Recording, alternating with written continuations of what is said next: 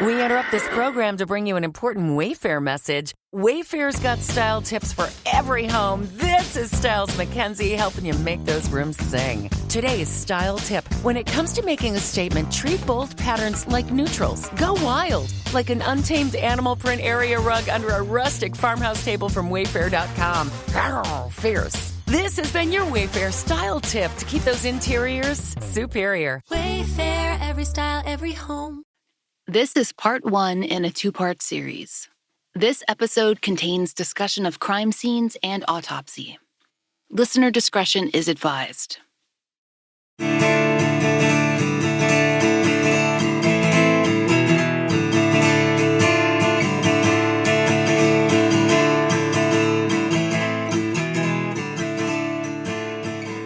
This is the fall line.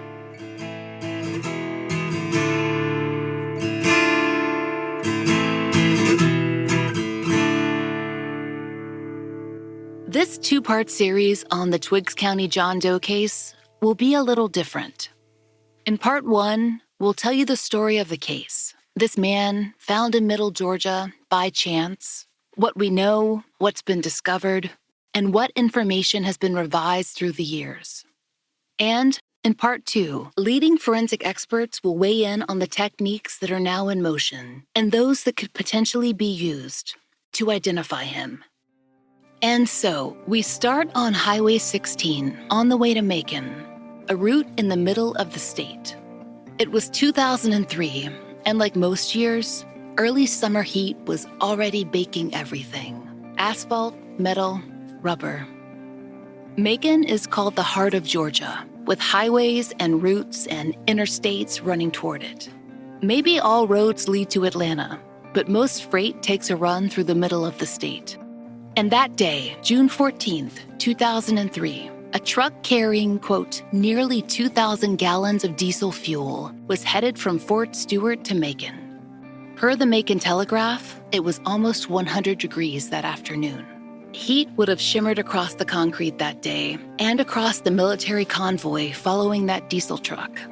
Such a procession wasn't an unusual sight, not on a Georgia highway. There are 13 bases in the state, but that's where the normalcy of the day ended, because that fuel truck veered off the highway. According to later Georgia Bureau of Investigation reports, there'd been a crash with another car on the highway. And around mile marker 14, the fuel truck veered off the road and rolled down the shoulder of I-16, damaging its carrier tank. Diesel fuel began to pour out into the brush and down a hill, headed toward a small creek. First, the volunteer firefighters arrived. They would be the ones to call in the sheriff, and the sheriff would need the help of the GBI. But no one knew that when the first fireman crawled down the hill to assess the damage of the wreck. The driver of the truck was unharmed, so the firefighters' attention was concentrated on environmental concerns. He jumped down the shoulder and headed toward the accident. Soon, he realized they'd need to dig trenches on either side of the truck. That would contain some of the diesel that was heading toward the creek. The air already stank of fuel. Per the GBI reports, the fireman knew he'd need to assess the possible environmental impact of such a spill beyond just the crash site itself. So, after that initial work was done, he headed out farther into the brush to see how far the diesel fuel might have traveled. This next bit is directly from the GBI's report. We've just omitted the volunteer's name for privacy. Quote, as the firefighter walked toward the creek that was in the immediate threat of the spill, he observed an off-white color object in the pine straw. He initially thought that it was a sun-faded child's ball. He pulled back the pine straw and discovered what he believed to be a human skull, end quote. And another report describes the scene more specifically. Quote, the skull was located in a concrete drainage ditch that ran from the westbound ditch of the interstate into the woods. It was partially concealed by pine straw and other debris that cluttered the drainage ditch. Further examination of the area surrounding the skull revealed additional skeletal remains, clothing, a metal pipe, and a large plastic bag, end quote. An agent noted that, quote, No evidence of a burial site was discovered.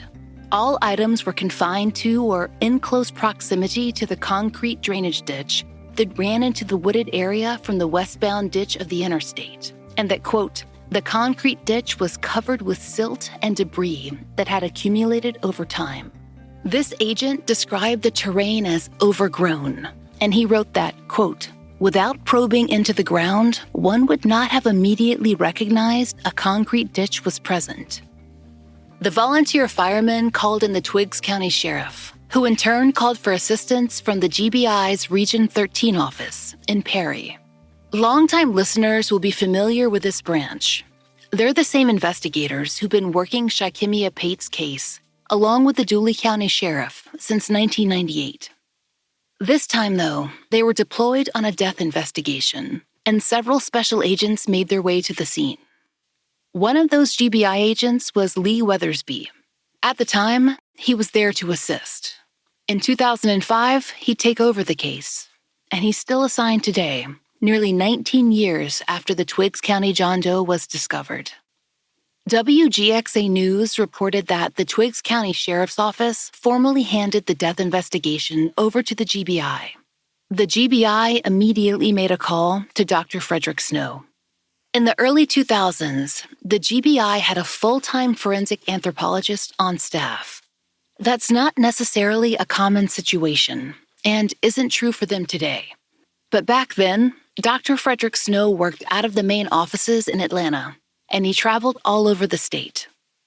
According to the Athens Banner, Dr. Snow came to work for the GBI after spending time in Kosovo, where he helped identify victims buried in mass graves. That's work he told us about when we first spoke to him several years ago.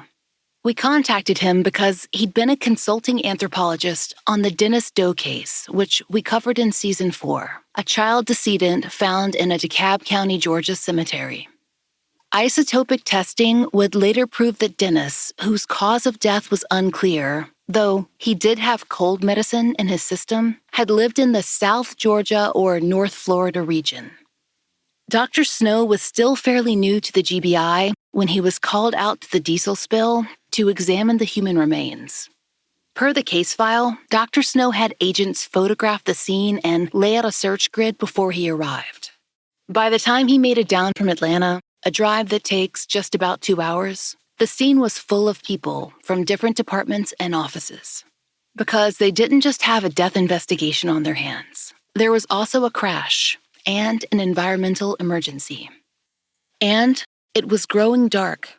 There was just enough time to make sure the scene was gridded and that a tarp was erected over the remains to protect them from the elements. Per the case file, a guard was set to secure the area until the grid search could be performed. Daylight made that search easier, but the diesel fuel remained a major impediment. Special Agent Weathersby, who remembers working the scene with Dr. Snow and the other agents, told us the fumes were incredibly overpowering. People got sick, vomiting, feeling dizzy, and even with the ditches dug deep to keep the fuel out of the creek, plenty of it had ended up in the concrete ravine. It seeped into everything. Silt, debris from the highway, the searchers' clothes and skin, and, as noted in the case file, the decedent's remains were also soaked. Dr. Snow's grid system was detailed and specific, and the search was thorough. Once complete, searchers had recovered a number of additional skeletal remains. Those included teeth, ribs, vertebrae, and a number of small bones that had been scattered from the main scene. And at least 2 piles of animal bones had been mixed in with the decedent's remains and had to be separated at the scene. As layers of pine straw and silt were removed, it became apparent that the decedent had been dressed at the time of death, or at least at the time their body was placed in the ravine. It seems unlikely that a person would end up there accidentally, and there were no obvious signs of an incident like a fall or a crash that had escaped the notice of the highway patrol. All in all, the search took 2 days. As Snow and his team progressed through the woods and along the concrete ditch, they found other things. Small bones of the hands, the feet, the spine, teeth, and then larger bones, including a femur. A Lugz brand sneaker, a men's size 8, was recovered near the creek. The evidence was recorded and bagged, and investigators found they had a near-complete skeleton. Everything was sent back to headquarters in Atlanta for forensic examination. In any doe case that is thoroughly pursued, this is where the investigation forks. One path follows the decedent, the study of their remains to determine possible ancestry, possible sex, age, approximate build, cause of death, approximate date of death. And the information that could be gleaned from the remaining clothes items would be passed on to agents. As for the agents, they'd be following that second fork of the path, missing persons who might possibly fit the profile of the person who would eventually come to be known as the Twiggs County John Doe. According to a Macon Telegraph article published just days after the crash, quote, preliminary investigations indicated the body was that of a white male, older than 35, who'd been dead about 2 years.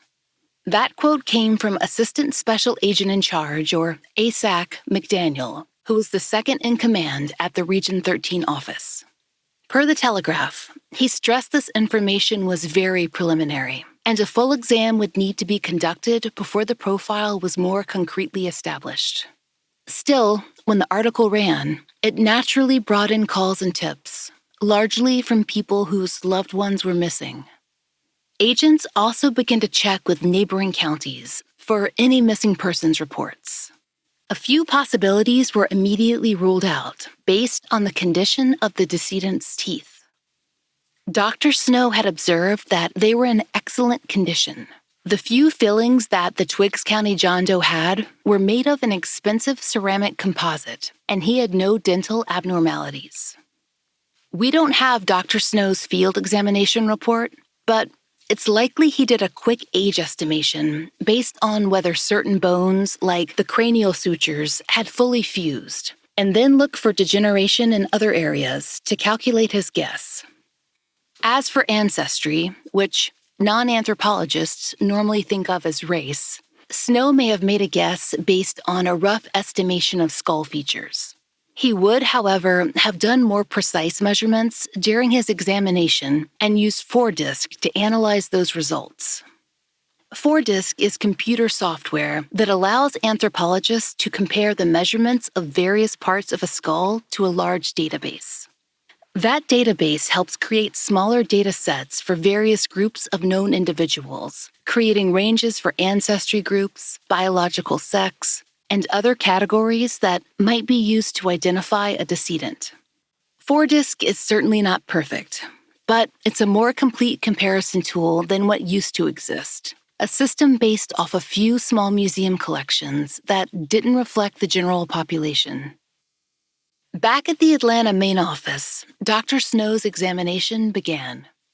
The Twiggs County John Doe's case was entered into NCIC, or the National Crime Information Center.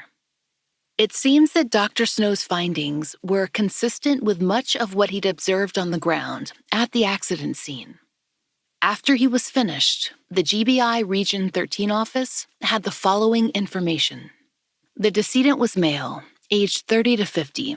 Cause of death unknown. Likely time between discovery and death, roughly 2 years. At least one document mentions a potential height of roughly 5'8". It also seems that, at this point, the racial descriptions of the Twiggs County John Doe expanded to include a range of possibilities. Quote, white, Asian, and Hispanic. Marla Lawson, the first forensic artist ever employed by the GBI, was still on the job in 2003. It would be a few more years until her daughter, Kelly, took over her work. She constructed a clay model approximation of what the Twiggs County John Doe might have looked like in life. It was one of 2 she'd eventually make in this case. The first forensic bust shows a man in his 30s or early 40s, with deep-set eyes and high cheekbones. He has dark hair and dark eyes. He could reasonably fit into any of the ancestry categories listed in the file. In some cases we've covered, a victim.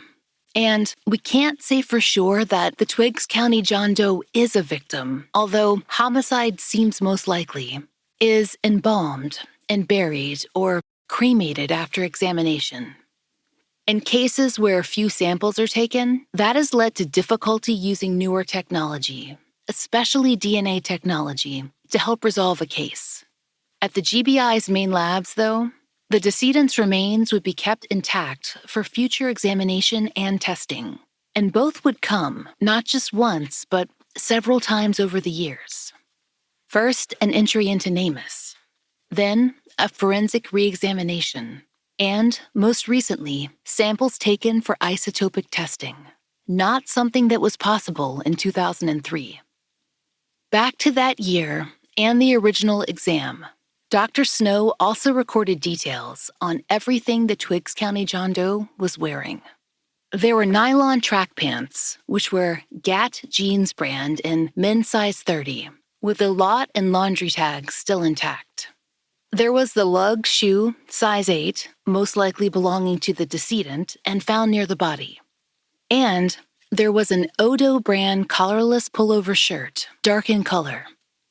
ASAC McDaniel at the Region 13 office reached out to GAT Jeans and Odo Clothing via their websites.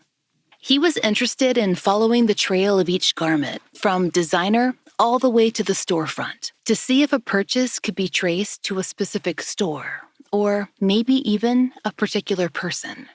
His most promising lead came from the makers of the pants, GAT Jeans. Based on the specific lot numbers on the garment tags, they were able to identify the pants as a style no longer in production. And, more specifically, a style sold only in one chain store in the United States, a store called Mr. Rags. There were no Mr. Rags locations in Georgia in 2003. In fact, the closest store was in Pembroke Pines, Florida, nearly 600 miles south of Twiggs County. That meant that the search would certainly expand over state lines. When we spoke with Special Agent Weathersby in February of 2021, we asked him to discuss how this kind of research can help in an investigation. As outsiders, we tend to only concentrate on things like DNA or dental matches. But how often have you utilized other matching methods over the years? Other methods, especially involving clothing, has helped numerous times. And one of the reasons why is it's usually a lot faster than waiting on a DNA result.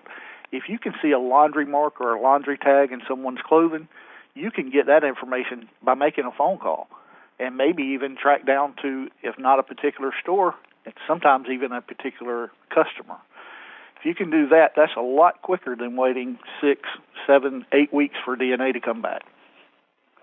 So we've used it probably, in my career, 20-some-odd years, at least 10 times.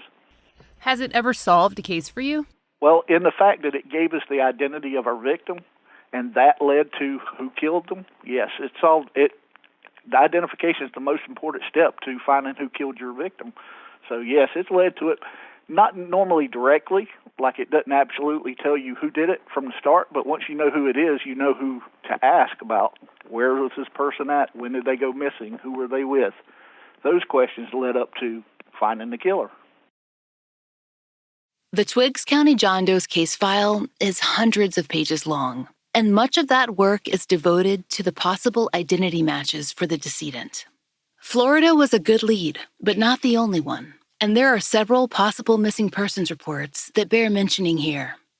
Most of the men who are identified in the files were either located or ruled out right away, but a few leads went further than that. Of those men, a number of the cases are still open today. The first is Michael Wayne Allen, a 44-year-old white male from Brooksville, Florida. He disappeared on Halloween night, 1997, nearly 5 years before the Twiggs County John Doe was discovered. With the Twiggs County John Doe's PMI, that's postmortem interval, being about 2 years, that might put Allen's disappearance a few years too early to match the case. But PMI is not exact. Per the Tampa Bay Times, Allen had been on his way to Tampa to pick up his 7-year-old from his ex-wife's house. They'd planned to go trick-or-treating. When he didn't arrive, friends and family were immediately concerned. They told the Tribune that Allen would never have missed Halloween with his son. There had been custody disputes and tension in the divorce, but that was several years in the past.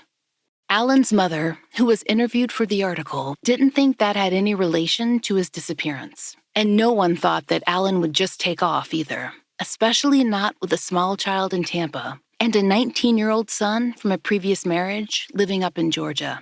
The Tribune quoted a friend of Allen's who described him as, quote, laid back, responsible, a good dad. Per the Tribune, Allen had physical custody of his son. He was also engaged and worked full-time at a local Dodge dealership. A little less than a month after Allen's disappearance, his car was found in a mall parking lot on Tarpon Avenue in Tarpon Springs. That's a town about an hour south of Brooksville, on the way to Tampa. Per the Tribune, bloodstains were found in the vehicle. And that discovery came just 10 days after a scheduled November 17th court hearing. According to the Tribune, Allen had, quote, sued his ex-wife for child support. Another Tampa Tribune article, which was released to mark the 2-year anniversary of his disappearance in 1999, added one new detail. Allen's clothes were found, quote, meticulously folded and left in his car. Per the police, quote, the investigation had stalled. The GBI became aware of Allen's case after a tip came in, suggesting he might be compared to the Twiggs County John Doe. Outside of his older son living in Georgia, there doesn't seem to be a strong reason why Allen would be in the state, especially with his car so much farther south, halfway to Tampa. Also, Allen was reportedly 6 feet tall and 180 pounds, which made him much larger than estimates for the Twiggs County John Doe. Based on pant size, it's reasonable to assume the Twiggs County John Doe weighed somewhere between 130 and 150 pounds. If you'll recall, a height estimate would have put him at or under 5'8". Allen seemed an unlikely match. Then again, estimates are only that, estimates, and they can be off by a long shot.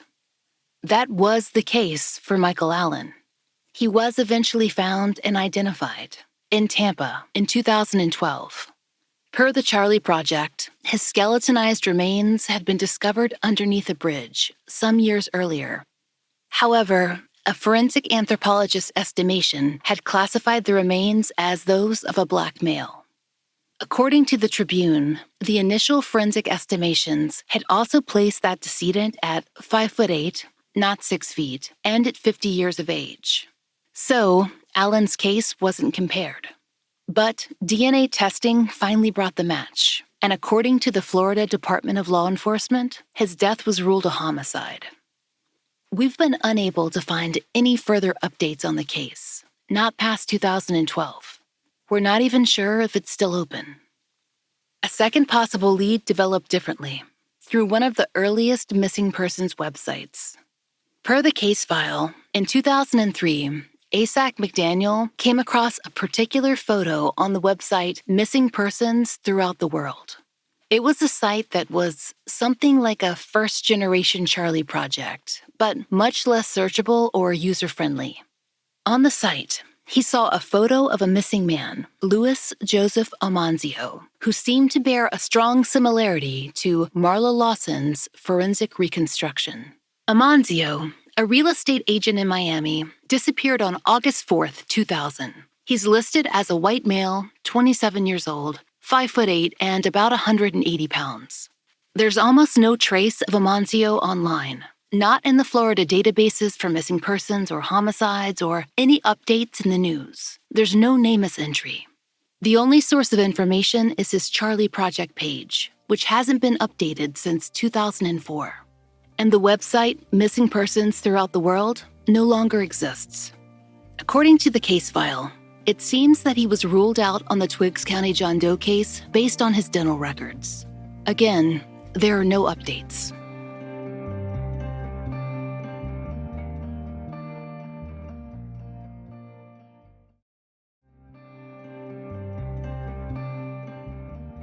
The most complex missing persons comparison came when the GBI was contacted by a bail agent out of Florida who was looking for a man named Felicito Roblero Morales. Roblero was alleged to be a narcotics smuggler who worked across the Southeast. He testified in a murder trial just a few years earlier, and either of these factors might have contributed to his disappearance. Roblero had connections to both Florida and Georgia. The bail agent had heard rumors that Roblero had been killed and buried in Georgia. He thought that Roblero might be a match for the Twiggs County John Doe. Roblero was described as a Latino male, his stature considerably smaller than the estimations for the Twiggs County John Doe, 5'2" and about 120 pounds. Still, the bail agent arranged to have a picture sent to the GBI office, and there was a strong similarity between Roblero and Marla Lawson's reconstruction of the Twiggs County John Doe. Felicito Roblero, who was originally from Guatemala, had filed for political asylum in the United States in 1999. The status of that case at the time of his disappearance is unclear. His ex-wife was able to verify his clothing sizes, size 7 or 8 in men's shoes and pant size 30 waist. And there was familial DNA available to use as a comparison with the Twiggs County John Doe. But there was also a problem. The lab indicated that testing was limited, and only certain family members, a mother or a brother or a sister, could be a strong enough comparison to match or rule out Roblero. ASAC McDaniel traveled to Tampa in search of a brother of Felicito Roblero. Another GBI office near his former residence ran ads in the local paper, quote, "in hopes of finding Roblero's sister or brother, so they may come forward to give blood so the remains can be compared to Roblero's DNA." That was if the GBI could get a sample. They'd had to send material to the FBI lab at Quantico to attempt the extraction. Tennessee authorities were eventually able to acquire a sample from a close enough relative of Roblero's. It seems that sometime in 2005, he was ruled out by DNA as a match for the Twiggs County John Doe. We've been unable to find any missing persons information on Felicito Roblero. According to the bail agent who first suggested the match, Roblero's father lived in Mexico City and had brothers and sisters residing in the United States. But if he's been found, or if his body's been recovered, it's never been reported. By 2005, the Twiggs County John Doe's DNA was on file with the FBI, and it would be run again against a missing trucker named Jimmy Rogers. According to the case file, Rogers had hauled a load of pine straw to Alabama and then called his daughter to say he was on his way back. That was April 30th or May 1st of 2003, about 5 months before the Twiggs County John Doe was discovered. Jimmy Rogers' truck was found in Twiggs County just 4 days after his disappearance, creating, perhaps, a stronger connection than in any of the other possible cases. But his mother was able to give a DNA sample, and the FBI lab at Quantico ruled her out as a possible relative of the Twiggs County John Doe. Jimmy Rogers is still listed as missing today. The Charlie Project describes him as a white male, 44 years old at the time of his disappearance, and between 5'8" and 5'11", with sandy blonde hair and green eyes. If you have any information in Jimmy Rogers' case, you can reach the Lawrence County Sheriff, that's his home area, at 478-272-1522. There's another comparison that we didn't see in the file, but we wondered about, especially after seeing Marla Lawson's second facial reconstruction, which she made in 2006. This came after another anthropologist arrived at the GBI offices, likely on a grant or fellowship, though it's not stated specifically, and offered a second opinion on the Twiggs County John Doe's ancestry.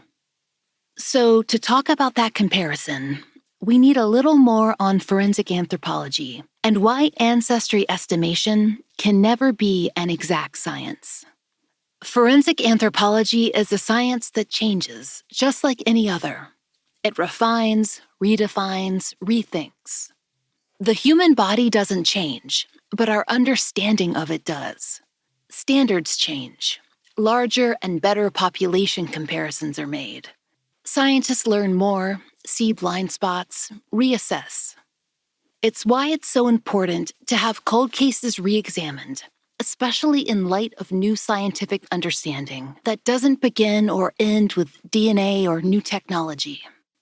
As we've mentioned, in the years following Dr. Snow's examination, another forensic anthropologist offered an opinion on the Twiggs County John Doe. According to the GBI's files, the second anthropologist felt the ancestry estimation should be updated, that the Twiggs County John Doe was likely biracial, of Black and white ancestry. That second opinion led to a second forensic bust in the case. That's the art that you'll see on the GBI's website and on NamUs and the Doe Network.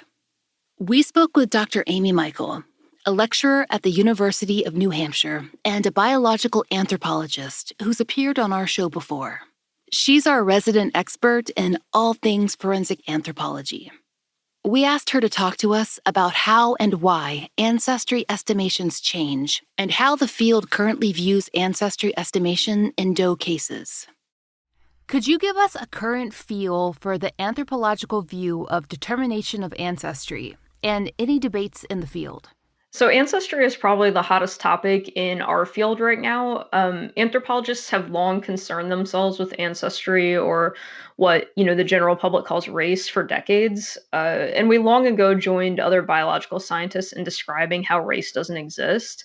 That is, at least, that it's not a biologically valid concept and doesn't meaningfully describe people. But I would say that the past year, the summer of 2020 and the George Floyd protests, definitely reignited the debate in our field. At the last American Academy of Forensic Sciences meetings, there was a really vigorous debate on ancestry in the anthropology section. And clearly the conversation needs to happen amongst anthropologists because we're the ones responsible for translating that biological information from the skeleton. And then we necessarily have to categorize that information for police who want to know if a decedent is white, Black, Asian, etc. Some anthropologists, an increasing number, I would say, have advocated for even up to the disuse of ancestry estimation in case reports, but many others still use metric and non-metric methods to group unknown does in an effort to estimate ancestry. This is how we've been trained. This is how I was trained in graduate school. But I would say that also recently, there are an increasing number of people who are tackling issues of mixed race ancestry and debating whether mixed race is even a meaningful category or term as well. And that's certainly potentially the case with the doe that we're talking about today. And so the ancestry estimation question and the debate around it is definitely going to continue in our field for quite some time. Our case took place in the early 2000s. How were anthropologists then operating? So in the early 2000s, we're going on 20 plus years almost of new and updated methodologies. In the early 2000s, people were still using basically three main categories: white, Black, and Native/Asian. So this is how I was trained in graduate school, using these methods that grouped into these three categories. But clearly those categories are insufficient to describe all does. It doesn't even get us close here in the States for a lot of decedents. So this area of the field has changed significantly since the early 2000s, both in terms of people accessing larger, more diverse data sets. And by data sets, I mean skeletal collections. And using those data sets to develop methods to understand human variation, to understand what that variation looks like in the skeleton. But we also see that people are expanding their ideas about what it really means when we tell law enforcement that an individual is Black or Native or Hispanic or some other group. So the change is kind of twofold. It's first in the amount of data that's available and the methods that can be refined, and then secondly, kind of the cultural shift towards being having a more expansive idea of what those descriptive categories mean. So, kind of building on what you just said, we will often see decedents, especially in older cases, who are listed as, quote, possibly white or Hispanic, or, quote, white/Hispanic, or, quote, white/Hispanic/Native American. What are some of the factors that may have led either a medical examiner or an anthropologist to make these determinations? I'm totally unsurprised by when I see those categorizations too, with the slashes between. Humans exist on a spectrum, and clearly we can see this. In living people, we clearly exhibit extraordinary phenotypic variability, right, or the way that we look. We also exhibit extraordinary genotypic variability, or our genetic makeup. So the skeleton is not a perfect measure of anything. It's not a perfect measure of sex or age or stature. It's definitely not a perfect measure of ancestry. And the traits that we see in the skeleton might not be one-to-one correlations with the way that we classify race with our eyes as we look at one another. And that's usually by things like skin color and eye shape, lip shape, nose shape, things like this, of course. So if an individual exhibits multiple traits crossing multiple categories, we think of this in biology as discordance. Discordance is the inability for all expressed traits to be placed in one quote unquote racial group. So this is sort of a simple description or explanation, but the idea of discordance is why racial groups are not biologically meaningful and they don't meaningfully describe human variation. In 2003, when an anthropologist would look at a decedent's remains to try and determine possible ancestry so that an identification could be made or a profile developed, what are some of the major areas that they would measure or examine? Around this time, anthropologists would have been using standardized methods that would have been taught to all graduate students, and those methods were developed on skeletal populations likely several decades earlier. So those skeletal populations are, of course, kind of constrained by exactly what they are, right? So those might be indigent populations or anatomical populations, or just whoever winds up in a skeletal collection several decades before that. So a lot of those methods developed on those collections are still used today, but they've been expanded or they've been built upon by subsequent researchers. And what we know, of course, is that adding more data about different ancestry groups is going to be key to understanding variation both within those groups and between groups. But we might not be able to meaningfully see all of that variation in the skeleton.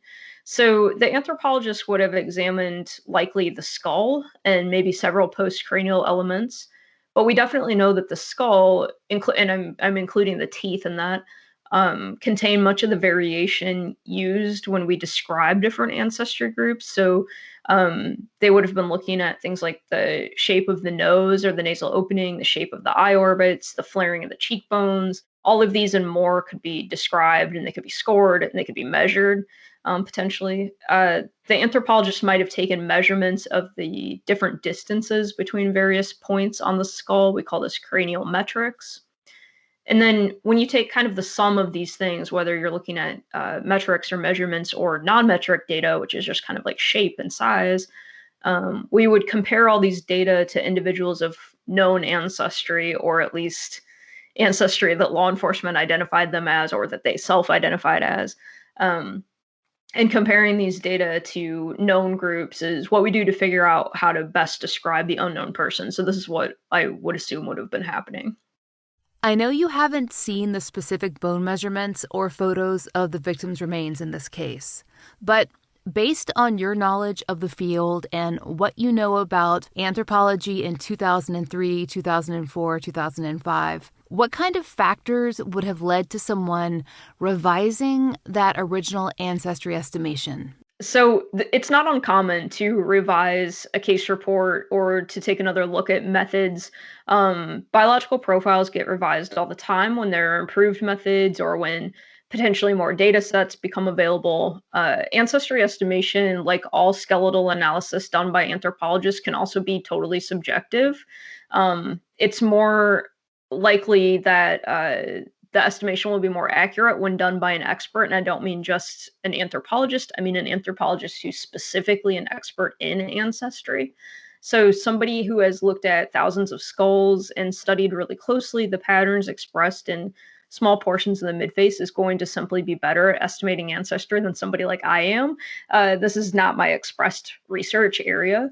So ancestry estimation is a really well-studied research area, and there are refined and improved methods published yearly and presented on yearly at the academic conferences. So, it's my hope, of course, that many departments would choose to pursue updated or improved methods, especially in the case of ancestry estimation, when we know this is often so critical to resolving an identity. So it might not be unusual for a case to be revised more than once or even twice. Correct. It was that second bust Marla Lawson made when another anthropologist offered an updated ancestry opinion that brought us to this case. The second forensic bust reflects that new information, but is also informed by Marla's previous work on the case, measurements and facial reconstruction, and the result looks somewhat similar to another missing Georgia man, Christopher Tompkins. As Dr. Michael has told us before, forensic reconstructions are best thought of as approximations, an idea versus a reality. And based on that, it seemed as though Chris Tompkins might fall within the description of the Twiggs County John Doe. We'd been looking into Tompkins' case for some time before this. He disappeared in Harris County, Georgia on January 25th, 2002. That's about 2 hours west of Twiggs County. Tompkins, who was 20 at the time, was working as a surveyor. He'd been with a crew working in a wooded area near two rural main roads. Tompkins, who's described by NamUs as a, quote, black male, 5 foot 7 inches, and 124 pounds, was last seen between 1 and 1:30 p.m. that winter afternoon. Per the Ledger Inquirer, he was wearing, quote, a black shirt, a blue and gray plaid jacket with a gray hood, and navy blue Dickies work pants. At some point, Tompkins' employer realized he was missing. According to the Ledger Inquirer, his coworkers told their employer that they'd seen Tompkins walking up the road, some distance ahead of them. No one was sure where he'd gone, just that he was gone. Like so many other families we've covered, Christopher Tompkins' loved ones reported that they were told to wait 24 hours before filing a missing persons report. But, per the Ledger, they weren't willing to do that. They formed their own search party that same day and began to search the rural land. And it didn't take them long to make a discovery.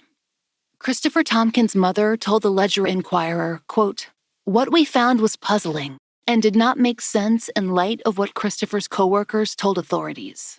We found one of his boots, his work tools, a blue fiber from his pants, and 12 cents on the ground near the items. The statements by his employer and coworkers indicated that they believed Christopher just walked off the job site without telling anyone. His other boot was found several months later, miles from the original boot, on some property off I-85. It was found by the owner of the property, end quote. She also pointed out that it would have been difficult for him to walk off with a single boot. Where would he have gone, and why? A second Ledger Inquirer article, this one from 2008, stated that, quote, his employer said in the days preceding his disappearance, Christopher had been, quote, acting strangely, but gave no specifics, end quote. That didn't track with the friends and family interviewed by local papers. They didn't believe that he displayed any odd behavior or had any reason to just disappear one day. And his mother would go on to question why it was 3 hours before the survey crew informed her of his disappearance. Per the Inquirer, Christopher Tompkins lived at home. A call to his mother would have been natural. She told the paper in 2008, quote, I am not a citizen with great influence. I am simply a grieving mother who wants to keep this case in the public light and hopes that one day someone will come forward with some information in what happened to my son. She added that she did not believe that Christopher Tompkins was still alive. Tompkins' case has attracted attention with some of the same web sleuths who follow missing persons reports in national parks, and some who attribute those disappearances to supernatural or even cryptozoological origins. Based on his mother's statements, it's possible she thinks that the suspects lie somewhere closer to home. However, we've not seen any motives for his disappearance discussed in the press. Christopher Tompkins is not mentioned in the Twiggs County file, but that may be because the case records were kept with the Harris County authorities. Though there is no public NamUs exclusion listed either, Tompkins has indeed been compared to the Twiggs County John Doe. Special Agent Lee Weathersby was able to verify that when we spoke. We know that Chris Tompkins, who disappeared in Harris County in 2002, has been ruled out in this case. Do you know how he was excluded as a match for the Twiggs County John Doe? Chris Tompkins' mother submitted a sample of DNA, and that was presented to the FBI lab in Quantico, Virginia, who ruled her out as being the mother of my victim. Christopher Tompkins is still missing. If you have any information in his case, please call the Harris County Sheriff's Office at 706-628-4211. Many of the leads in the Twiggs County John Doe case were a result of tips from the public that came in from news coverage and the GBI circulating ads and TV media covering the case over several counties. We know that law enforcement compares unidentified persons with open missing persons cases too, but when we spoke to Agent Weathersby, he made an important, if simple, point. That process is necessarily limited by the number of cases that are filed. How can the public help in the identification of decedents like the Twiggs County John Doe? One thing I think that the general population can do, if you know of anyone who has an estranged family member, who has a homeless person in their family, or someone who's on drugs or on the street, or just not in contact with the family anymore, have them list them as missing. We don't have an abundance of people listed as missing. We have an abundance of people found dead, and we don't know who they are. So the biggest thing you can do is make sure that everyone who has a family member, even if they don't want to have contact with them, lists those people as missing, because we don't know who we're looking at when we find them. I think for everyone we find, or everyone we check, they may be 3 or 4, or in this case 20 people we've checked, legitimate people missing who could have been this guy who wasn't. But I bet you there's 1,000 that didn't list their family member that this guy could be. And that's what scares me, is the right people just haven't said, oh, by the way, my brother's missing.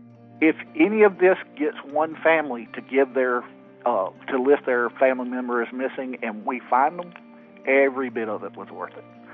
Because I guarantee you, for every family out there looking for their loved one, or just wondering about their loved one, not really even looking, there's some investigator trying to desperately to identify that victim. And that's where we're headed next episode. What can be done to identify a victim when the leads run out? How science can fill the gaps? And what is being pursued now, in the present, to identify the Twiggs County John Doe? Because even though the tips have slowed down, his case file has stayed up to date, year after year, as science has progressed. And now, there is new hope of finding his identity. If you have any information regarding the identity of the Twiggs County John Doe, please call the GBI Region 13 office at 478-987-4545 or the Twiggs County Sheriff at 478-945-3357. You can see pictures of both facial reconstructions on our social media and our website. Thank you for listening. The Fall Line is a fully independent show, and we appreciate listener support. If you try out the products we mention, please use our sponsor codes. It really helps. And if you'd like to support the show and the stories we cover, join us over on Patreon. We're raising Patreon funds to continue to fund the Millbrook Twins billboard, begin a therapy fund for families who've been on the show, and many other projects. You can read a public post about those goals on our Patreon page. On Patreon, you can get early release, ad-free versions of our regular episodes for only $5 a month. And for as little as $1 a month, you can access blogs and our new live streams. The Fall Line is written, hosted, and researched by Laura Norton, with additional research by Brian Waters, Kim Fritz, and Jessica Ann. Family and law enforcement interviews by Brooke Hargrove. Produced and engineered by Maura Curry. Content advisors are Brandy C. Williams, Liv Fallon, and Vic Kennedy. And, as always, our most special thanks to Angie Dodd. Currently, our monthly donation is going to the Black and Missing Foundation.